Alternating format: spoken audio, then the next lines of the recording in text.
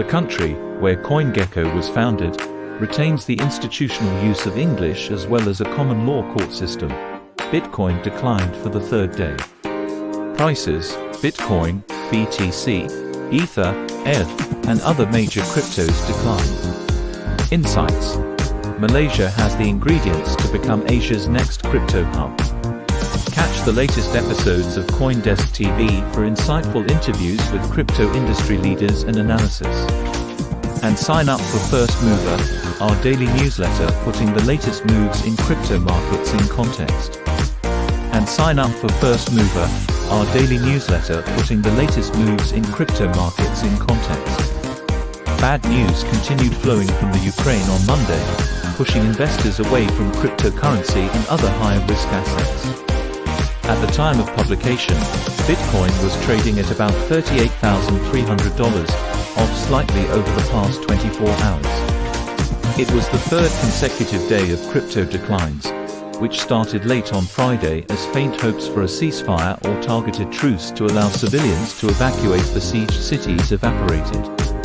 Oil is a tax on everything, Ben McMillan, the chief investment officer for IDX Digital Assets, told CoinDesk TV's First Mover show Monday.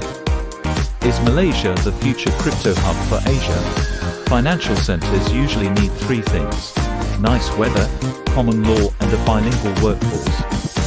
When people think of financial centers in Asia, Hong Kong or Singapore usually come to mind.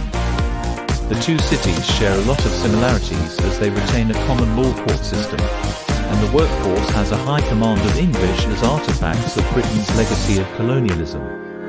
Singapore is often called Asia's crypto hub, and that term makes sense on the surface.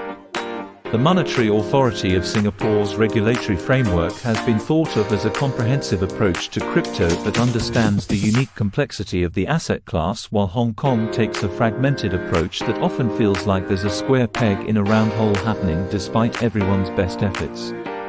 Also a former crown colony, Malaysia retains the institutional use of English as well as a common law court system.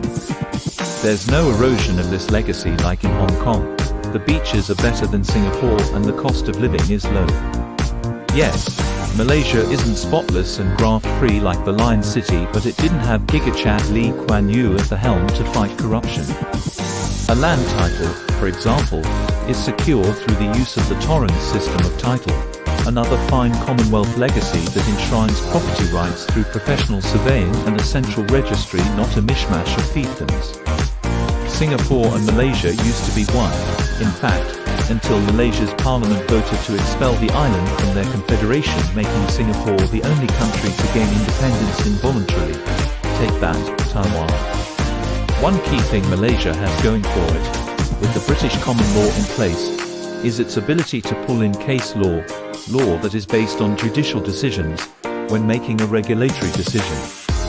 Because of its clarity, case law is always a preferred method of dealing with an evolving landscape that statute or regulation isn't a precise enough tool to hit. Lawyers who specialize in regulatory affairs in common law jurisdictions get a bit uneasy when authorities decide to use statute to rule by enforcement. Labuan, formed in 1990, is being marketed as Malaysia's Hong Kong, a mid-shore jurisdiction that's in the country but exempt from some of its rules and tax burden. Paper shares today, digital shares tomorrow, is how its CEO Henry Chong puts it, explaining that this isn't a novel asset class in need of a new set of rules. Chong thinks there is plenty of clarity on the market about digital assets. But what Malaysia doesn't have is the sophisticated capital market of Hong Kong. Kuala Lumpur isn't synonymous with being a financial center the same way that Hong Kong is. Financial centers typically grew up around geography. Hong Kong is a prototypical example. Jurisdictions will start competing more, Chong said, and the case is there for Malaysia to become this next hub. CoinGecko, a fierce competitor to CoinMarketCap, was founded in Malaysia and continues to operate there while maintaining a presence in Singapore.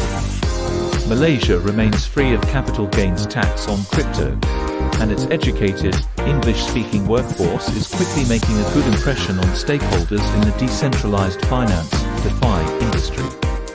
Published statistics show that since March 2020, 76,000 more people have left the city than arrived, and the tempo of departures has increased in the last week as the city tries to enforce its most restrictive COVID rules yet. Even its most vocal fans are deciding now is the time to go.